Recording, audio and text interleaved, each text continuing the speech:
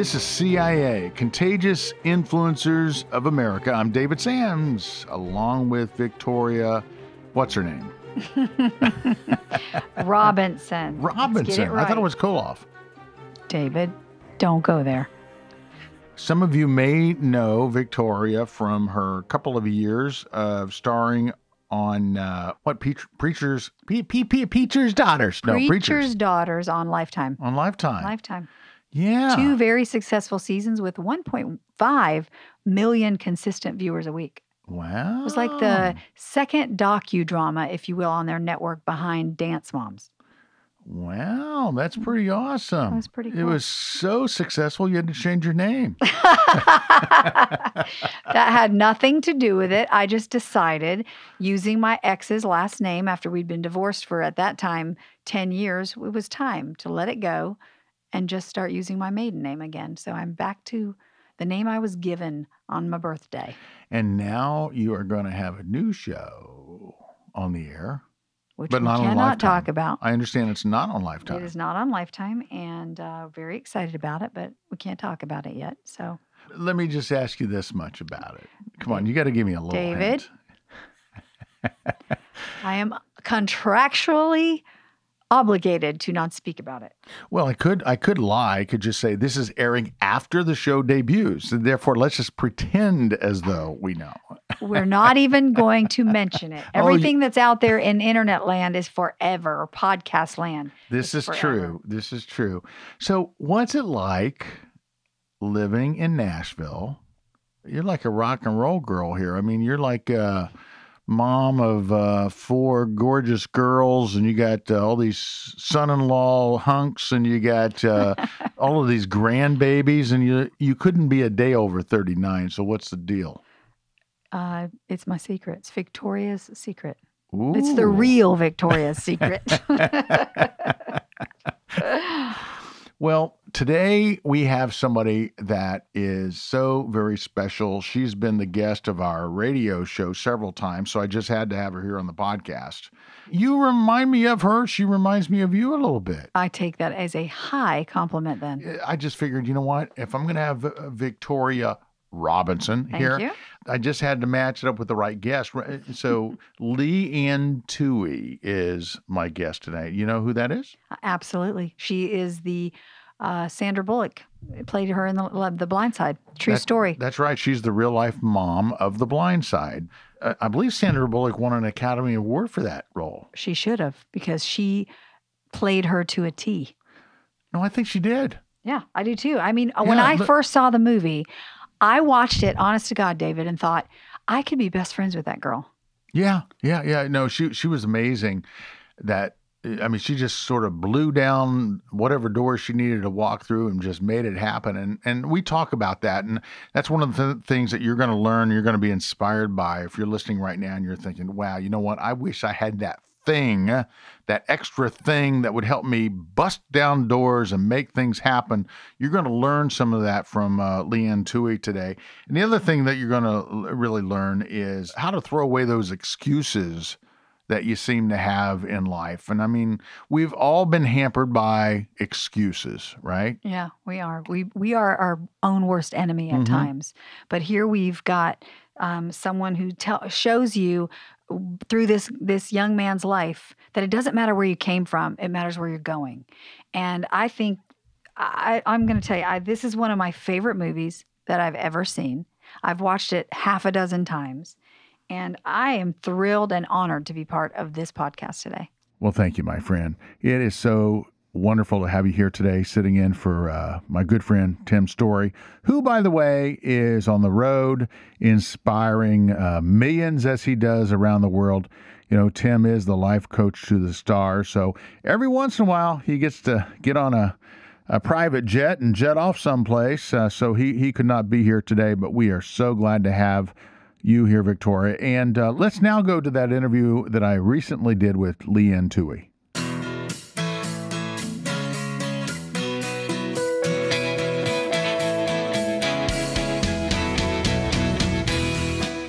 Leigh Anne, it's so great to have you here. You know, The Blindside is one of my all-time favorite movies. what you did for Michael Orr, the young man that you and your family took in, adopted, and of course what he did for you and your family is just one of the most miraculous stories I've ever seen on the big screen. And the fact that you put him through college, and then he went on to play for the Baltimore Ravens and the Carolina Panthers, and won the Super Bowl back a few years ago. Boy, I cannot think of a more inspiring story. But I have to ask you, obviously, you folks, you and your husband, I think you own, 70 or 80 fast food restaurants in the Memphis area. So you guys are pretty well to do, and I understand how you could afford to do what you did for Michael. But for the rest of us who are basically out here doing what we do, working paycheck to paycheck, what can we possibly do for other folks? Start simple. I'm not telling you to go out and try to buy a whole new outfit for someone or get a steak dinner for the person that hasn't eaten in a week. That may be above and beyond what you have the ability to do at this point in time in your life. Mm-hmm. But you can do something. You can do something. If it's as simple as when you're in the grocery store parking lot, returning all the shopping carts, it makes me feel really good when I grab a couple shopping carts and put them back in the little kiosk where they go. Or sit there and hold the door open for more than one person that's going into your favorite big box store. Or look around to that mother that's got, 2 kids and 4 shopping bags, and it just looks like that she's just, can't put her left foot in front of the right, and open her car door for her, or say, can I hold something for you, or what can I do? Smile at the person that looks like that they haven't seen a friendly face all day long. It is amazing the game changer that a smile brings. We all have that capacity. We all can smile at someone. We all can hold the door open. We all can say, you know what? You really are an inspiration to me. Pass a compliment. Something like that will change someone's day. And when you start small like that, and you do it more and more, you really like the feeling. It becomes infectious. You want to go, I liked that. Okay, I want to do it again and again and again. So I encourage you to start. Don't think of it as a daunting task. Think of it as an opportunity, because the truth of the matter is, even though you are helping someone else, you're going to be the one that ends up being on the benefiting end of it. Because when the dust is settled, we benefited far greater from turning our car around and having Michael become a member of our family than he ever benefited from it. As much as I love the movie The Blindside, I think, Leigh Anne, the thing that really touched me was when you sent me your book a couple years back called Turnaround. I think there's a part of all of us that we feel something when we pull our car up to that intersection and we see the guy holding the sign and we think, oh my gosh, I don't have that $1 or $5 to give him. I barely have the money to pay for the gas to put in a car. Or, oh my gosh, I just don't think that I'm equipped to give. I'm not a Leigh Anne Tuohy. I don't have an extra few bucks in the bank. But this book really inspired me and really opened my eyes to what I could do. So why don't you just share with the folks listening right now what really inspired you to write this book, and what are they going to discover that makes them feel really good about what they can do? It's really a challenge book. Although it's a devotional book, it is really a call to action. I get asked every single day by people, how did you do that? Well, what can I do? How can I make a difference? I want to plug myself in. Where do I start? You just can't imagine how many times I've been asked that. So really, our journey started with one simple random act of kindness. We turned our car around. And therefore, those 2 words, turnaround, have become very impactful for the Tuohy family. So hence the name of the book, Turnaround. It is not a book to entertain you and sit down and prop your feet up with your favorite, soft drink and read. This is a book to engage you. Read it and get up and go. This is a book that every journal entry, each daily journal entry, finishes with a daily difference maker. And we actually give you ways each and every day that you can plug yourself in. Here are 4 opportunities you have to change someone's life, or 3 opportunities, or 1. They're all different. Some of them are grandiose. Some of them are simple. If you do 1 a week, it would be magnificent. I certainly don't expect everyone to do every single one of them. If you do, you're my hero, and I want to meet you and be your new best friend. Yeah. But there is an opportunity for everyone, no matter if you're short, tall, young, old, blonde hair, black hair, the color of your skin, the amount of paycheck, nothing. There is an opportunity for everyone to plug themselves in. And so I'm very excited about it, because I really think this is could be something that could have a ripple effect, and that people really, I hate to use this, pay it forward. But I think there's an opportunity to really make a difference with this book. There's really, I don't think anything else quite out there like it. This is really one of those that get up, get out, get loud, be proud, and realize that the power of one is amazing, and that you yourself have the ability to make a difference in someone's life. That's good. Being a cheerful giver is such a fundamental philosophy for you and your family.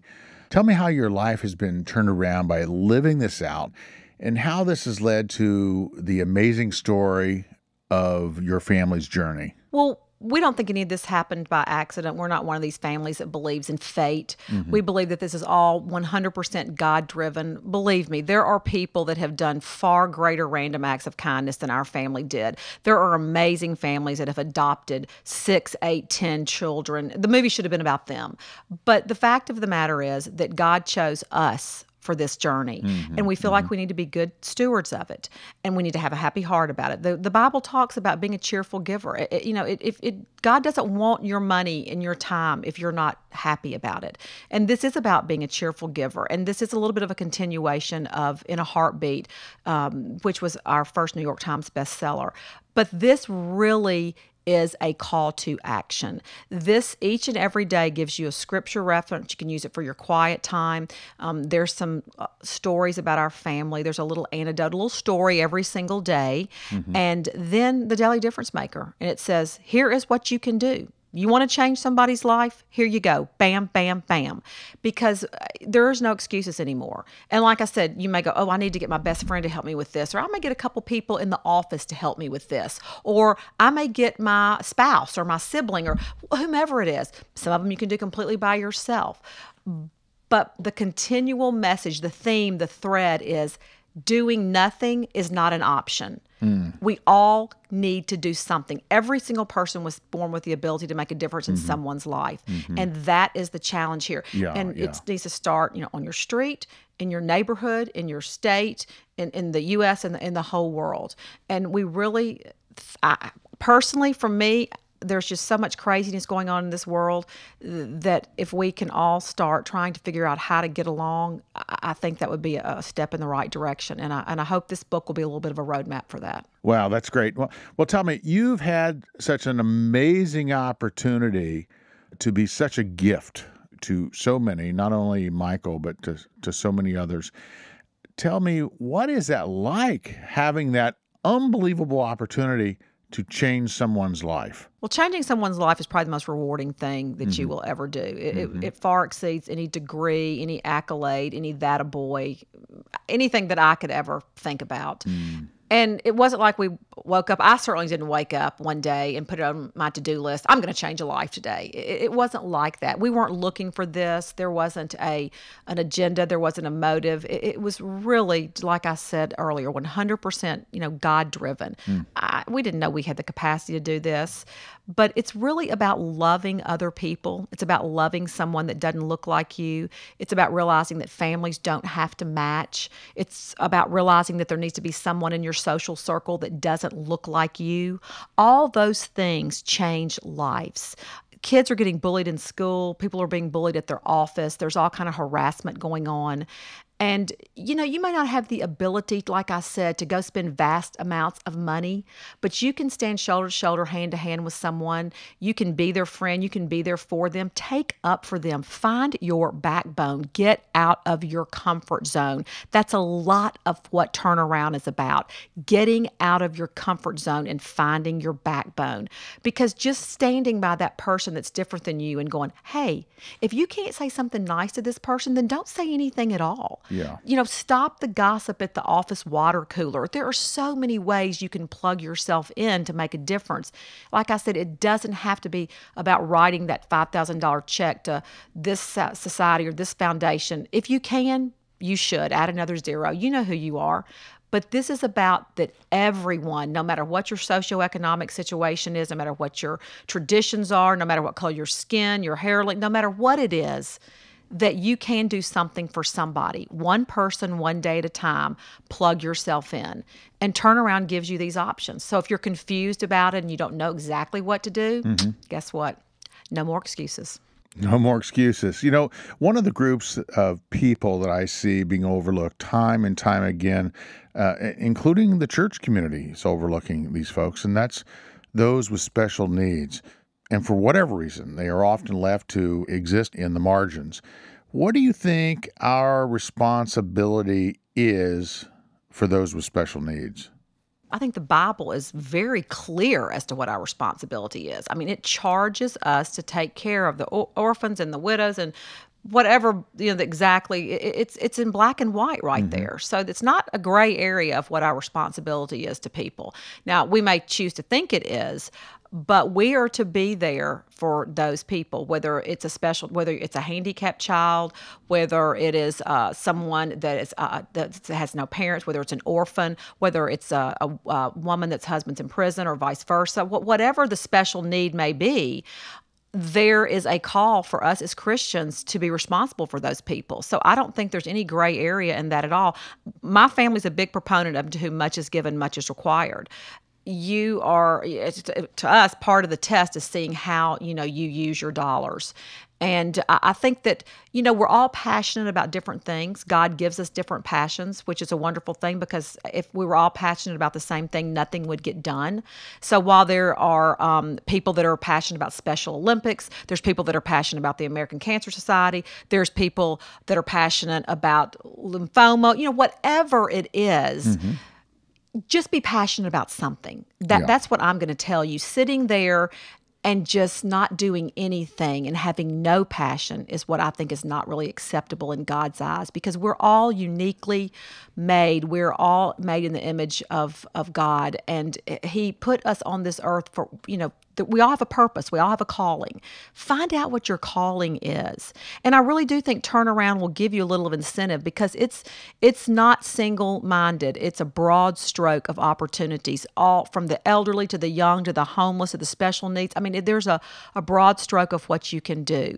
So the option of not doing anything is what I would see as being what the church would fail in, because you need to realize that it is our responsibility to take care of those people, and you need to figure out what it is. Be passionate about it. There are all kind of different classes. The church offers a lot of different opportunities for different people. Find your niche, find your cubby hole, and get in there and start making a difference. You and your husband, Sean, have been married since 1982, and I see that you just recently celebrated yet another anniversary. Congratulations. But I have to ask you, what is your secret? Well, I think the secret to success is for a long marriage, you got to fall in love with your husband or your wife over and over and over and over and over and over again. It's not just a one-time deal. And so many people, I think, look for it's that one moment, but it's really not. It's finding a moment every day or every week to fall in love with them all over again. And that's kind of been, we like the same things. We're really good friends. We do a lot together. We spend a lot of time together. We don't spend a lot of time with other people that are like, he doesn't spend time with other females, and I don't spend other time with, other males. We spend our time, with each other. And we're very focused on each other. better. And it's a work in progress. I mean, people work on everything else. They work on their educational process and their jobs and raising kids. We got to work on your marriage too. And it's something that we work at every single day. I recently read a quote of yours where you said that you pray every day that you can find a cure for stupidity.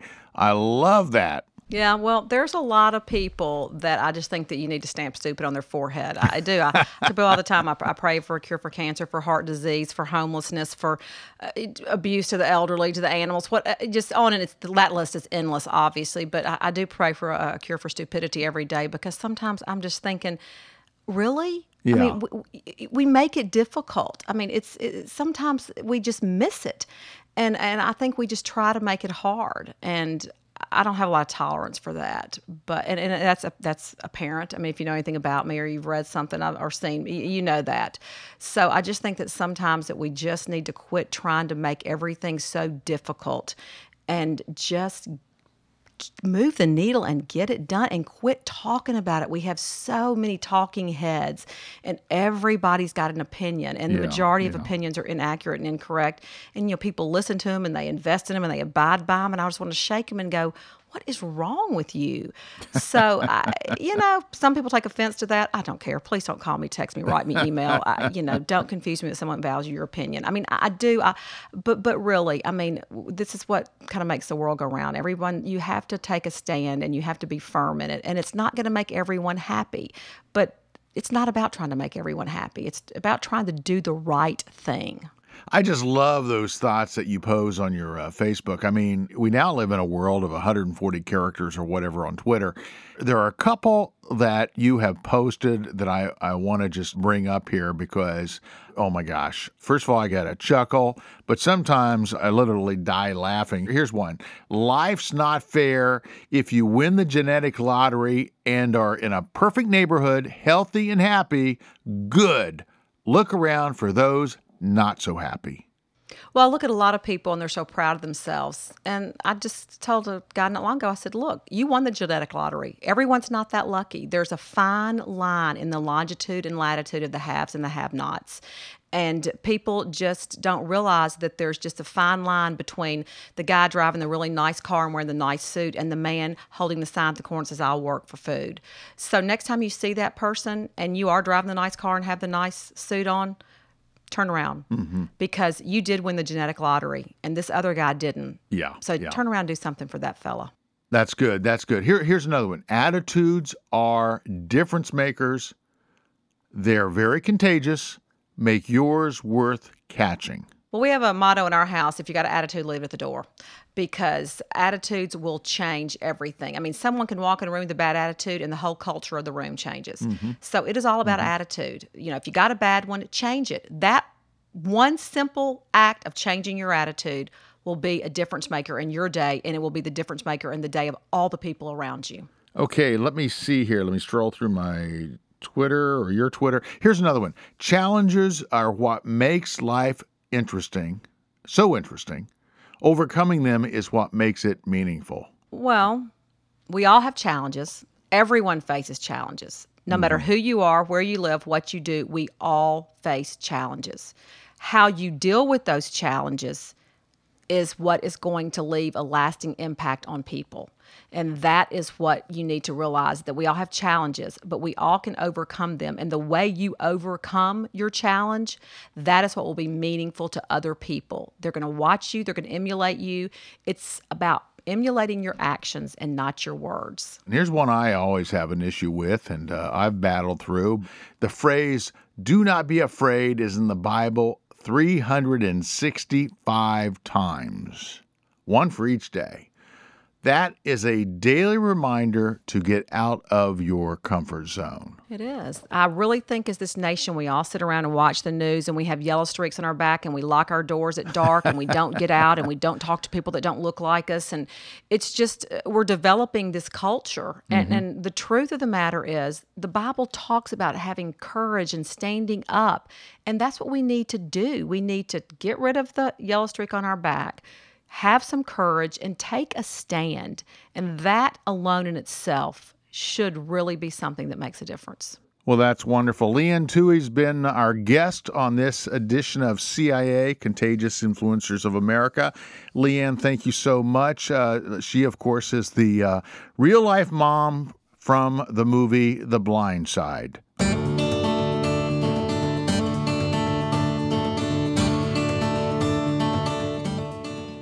Wow, Victoria, wasn't that something about what Leigh Anne talked about regarding I think she called it winning the genetic lottery. Yeah, and I also like that she said, don't be too proud of yourself. You know, you really think about this whole genetic lottery thing and the fact that she realizes how fortunate she is, and therefore she just couldn't sit on her butt. How she explains that there's such a fine line between the haves and the have-nots. And you really think about it. I know every once in a while in my life, my eyes have opened wide and I've thought, how is it that I was fortunate enough to have the parents, the family that I have, while others have not been so fortunate? I know you. Right. I didn't have the upbringing you had. Yeah, you didn't have it, but yet your daughters do have. My daughters have it because I didn't. And because I didn't have that myself, I made sure that they had it. And even though their father and I we were divorced, I was still determined to give them as normal a life as possible. It was a new normal, but I wanted them to have what I never had, which was my attention. I wanted them to feel valued and worthy. And I also wanted to inspire them that they could do anything. And they've turned into 4 incredibly amazing human beings. Yeah, they sure have. Now, you look at somebody like Michael, who is the young man that Leigh Anne took in and adopted. You look at somebody like that, you think, his life was changed so dramatically. Mm-hmm. I mean, he would not have had a shot at all. I mean, I cannot. I mean, look, I've invited people for Thanksgiving and parties and special events that, hey, you want to come. And by the way, yeah, stay the night or whatever. But can you imagine just picking somebody off the street and having them move in with you, move into your house, share your refrigerator, share your toothbrush or whatever, right? I mean, It just seems, I mean, I hate to say this. I mean, maybe a lot of folks are going to be turned off by this, but I can't imagine opening my house to a stranger. And by the way, I'm going on a trip on Wednesday and just watch the dogs, okay? I mean, it just seems a little foreign to me. Well, I'd like to think that I could, because like you, I've had people over at different times, but I honestly don't know that I would. Now, is that if you can pick the person out?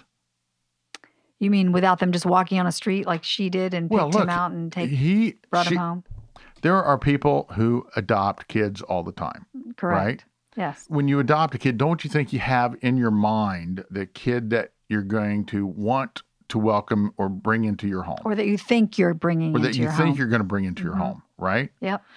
But that doesn't always happen. No, it does not. That ideal kid, right? That's correct. By the way, I hate putting labels in things, ideal kid versus not ideal kid. Okay, I don't know if there is such a thing, but the bottom line is that I would think that you would want this newborn with no history, and boy, you can just mold it from day one. Instead of an older child who comes with a totally different set of challenges. Like I have a friend who adopted 2 children, a boy and a girl. They were brother and sister. She's a single mom. And she adopted them about 6 years ago. She always wanted to be a mother, but she was in her 40s, never been married. It didn't look like she was going to be getting married anytime soon. And, you know, for women, our clocks are ticking. So she decided to adopt these children. I can remember when she told me thinking, she has no idea what she is in for with older children. And I'm not saying she shouldn't have adopted them. I'm just saying I don't know if she was realistic in her thinking of what was going to happen. And she went through a lot with these 2 kids. Think about it. They were 5 and 8. They'd already been with their parents, and now they're being put in this stranger's home. So it was just as hard for them, probably harder than it was for her. And she talks about it now, about how difficult it was. And they've come a long way in these past few years, but it was tough. I would love to hear some stories from listeners who have taken the same kind of risk, same kind of challenges that Leigh Anne took. Mm-hmm.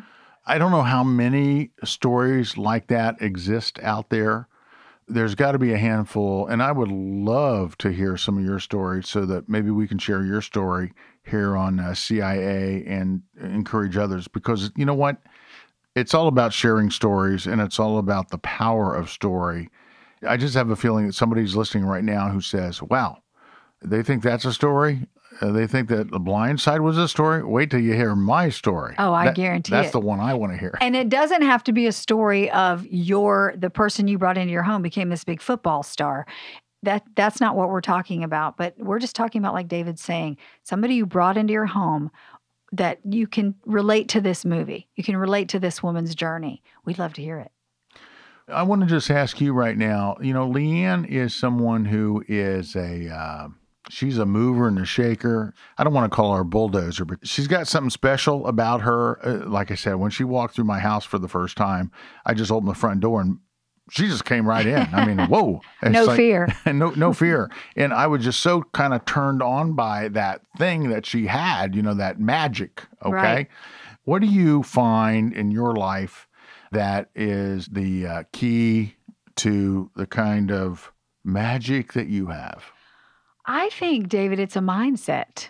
I think that one of the things my father always had me listen to, he was a traveling salesman. And early on Saturday mornings, I would be 7, 8 years old. He'd come in and wake me up about 5 a.m. and say, come on, baby girl, we're going to come with me to go sell. He was selling Electrolux vacuum cleaners door to door. Oh, wow. The entire time we were driving around, he was listening to Zig Ziglar and all of these guys that were the Tony Robbins of their day. Because I think Zig originally, was it with, was it Fuller Brush Company? Yes, yeah, it was. One of those way back. So I was getting that in me from the beginning, and my dad was always a positive person, and that's one of the things I believe I inherited from him. It was funny, David. We'd go to these people's houses. This is when they let you in. And he would look at me and say, look hungry, baby girl. And so I did. So you were a prop. I was a prop, and I was promised a Twinkie and a grape soda if he sold it. And he sold many every time I was with him. So I think my positive attitude started when I was younger. And then as I got older and got my heart broken and went through some tough stuff, it tried to be stifled, but I refused to let it be, because life is short. This is not some dress rehearsal. So I think we can make a choice each day how we're going to live our life. Are we going to wallow in the past and live in that land of regret that we've talked about? Or are we going to grab life by the horns and say, I'm going to make the best of today, because this is the only today I get. That's good. That's good. You're listening to CIA, Contagious Influencers of America. I'm David Sams, along with Victoria Robinson. I just want to remind you that we are now available on various platforms, wherever you get your podcast, including Apple Podcast, Google Podcast. I especially like Google Podcast. That works really well. Podcast Addict and Stitcher. And, well, you know what? We're also on YouTube now. We're doing a special YouTube. We call it the enhanced version, so you actually can see what's going on here. Now, give us your feedback on that, because that's a whole new thing. Not very many podcasts actually do a YouTube video version, so we'd love to have your feedback on that. Please do subscribe, and please tell your friends about us. We would greatly appreciate it. That's about time to wrap it up. Thank you for joining me today. It was my pleasure. I couldn't think of a better podcast to be on than with this firecracker. Well, thank you so much. I'm not talking about you. I'm talking about Leigh Anne. Come on. I was going to use that on my special reel, where I get all these compliments. You're not there yet, David. Oh, you're such a big TV star now, I see, Here I am doing this little podcast, and now you're the big TV star. I'll let you come to the set. Well, folks, we're going to wrap it up. Remember, the world is just full of just crazy things out there, and I lived a lot of my life in black and white, but I have now chosen it to live it in living color, and I'll tell you, it's a lot more fun. Don't you think that's a good one? I think that's a great one. I mean, if God wanted everything to be just sort of blah, blah, blah. Look at the flowers. Well, the flowers would be the what? Sky. White. Exactly. The grass would be, I guess, gray.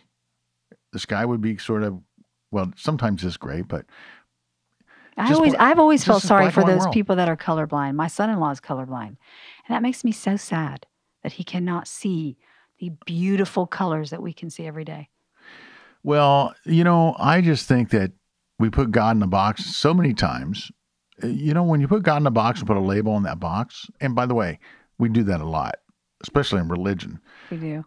What we're saying is that there are limitations to God's creativity, We sure are. right? Right. And we're the ones putting those limitations on. And when we get in that same box, we're doing the same thing to ourselves. Absolutely. So, hey, So get out of the box. get out of the box. Go out and get a dashiki. And people are like, what tiki? What? What? What's a dashiki? Well, check out the website, and I'll model one for you. Okay, we're having too much fun. We're out of here. We will see you next time on CIA, Contagious Influencers of America. Roll the music, Tim.